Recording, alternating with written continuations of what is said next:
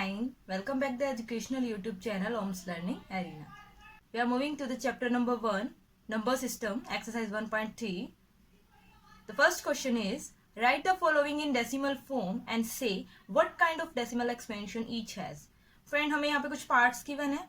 We would have to check this part कि इनका decimal form क्या होगा, इनका decimal form हमें solve करना है. And after that we would have to tell that what kind of decimal expansion each has. कि जो आपका decimal expansion होगा इन parts का वो किस type का होगा, वो क्या होगा.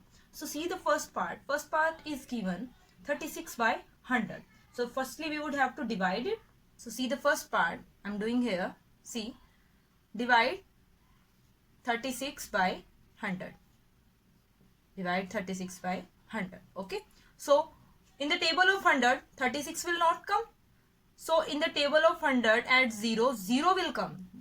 100 0 is 0. So remainder will be 36. After that we will take a decimal. क्योंकि जब हमारा कोई नंबर डिवाइड नहीं होता तो हम डेसिमल एंट्री करके और जीरोज एंट्री कर लेते हैं ताकि हमें एक एक्सपेंडेड नंबर मिल जाए डिवाइड करने के लिए. So we will put a zero here. That zero I will carry here. So that will be 360. In the table of 100, less than 360 is 300. That is on 3. 103 is 300. And the remainder will be 60. Remainder will be 60. Then now we will enter one more zero here. तो 600 हो जाएगा. 100 की table में 600 on the 6. That will be 600. So the remainder will be 0. It means आप क्या observe कर रहे हैं यहाँ से जब आप 36 को 100 से डिवाइड करते हैं. Your quotient is terminating. Quotient is, this is quotient and this is terminating. And non-repeating, repeat नहीं हो रहा है, terminate हो गया, repeat भी नहीं हो रहा है. So we can tell non-repeating. तो ये आपका किस टाइप का हो जाएगा? Decimal expansion जो आपका terminating and non-repeating होगा. The second part is 1 by 11. It means we would have to divide 1 by 11.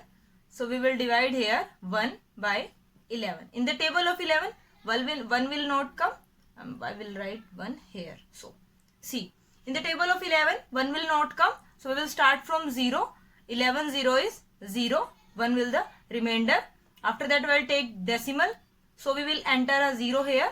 0 entry करने के बाद आपका 10 बन जाएगा. That will be 10. And in the table of 11 again आपका 10 नहीं आता है तो again 0 is 0. There is 10. और ये आपका एक और 0 एंट्री हो जाएगा यहाँ पे. There will be 100. In the table of 11 less than 100 is 99 or 9. Remainder will be 1. 1 remainder आने के बाद एक और 0 हम एंट्री करेंगे. That will be 10. Again ये आपका नहीं जा रहा है. That will be 0. 0 आने के बाद again एक 0 एंट्री करेंगे. That will be 100. Again 9 पे 99. अगेन 1 रिमाइंडर होगा. तो ये आपका एक रिपीटिंग प्रोसेस चल रही है फ्रेंड. कि आपका रिमाइंडर 1 आया, फिर आपने 2 टाइम 0 एंट्री की, फिर अगेन रिमाइंडर 1 आया, 2 टाइम 0 एंट्री की, फिर अगेन रिमाइंडर 1 आया. It means your quotient is 0.0909. Okay, so your remainder is repeating. ये जो आपका रिमाइंडर है वो आपका रिपीटिंग है. और जो आपका क्वोशिएंट है वो भी रिपीटिंग है. जो क्वोशिएंट है वो आपका रिपीटिंग है but after a particular form. 09 then again 09 then again 09 ऐसे. और ये आपका नॉन टर्मिनेटिंग है बिकॉज ये आपका जब रिमाइंडर ही स्टॉप नहीं हो रहा है, चलता जा रहा है, तो आपका क्वोशिएंट भी चलता जाएगा. That is non terminating. That is non terminating. तो आपका सेकेंड क्वेश्चन किस टाइप का हो जाएगा friend? That is non terminating and repeating also with the remainder repeating. सो इस तरह से हम सभी पार्ट्स के terminating, non terminating, repeating, non repeating के टाइप्स बताएंगे. Try the rest part by yourself.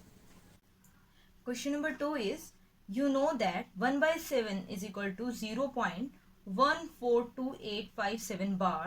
Can you predict what the decimal expansion of 2 by 7, 3 by 7, 4 by 7, 5 by 7, 6 by 7 are without actually doing the long division? If so, how? So friend, यहाँ पे आपको 1 by 7 की value given है. That is 0.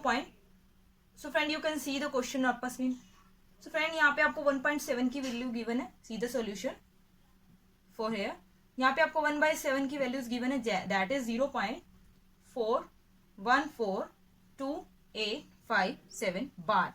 Bar means मैंने आपको बताया था explanation में, बार मीन्स कि ये जो पर्टिकुलर नंबर है ये अगेन यहाँ रिपीट होगा, फिर अगेन ये नंबर आपका रिपीट होता जा रहा है. That is the value of 1/7 and they are asking on the behalf of this value, they are asking the value of 2/7, 3/7, 4/7, 5/7, 6/7.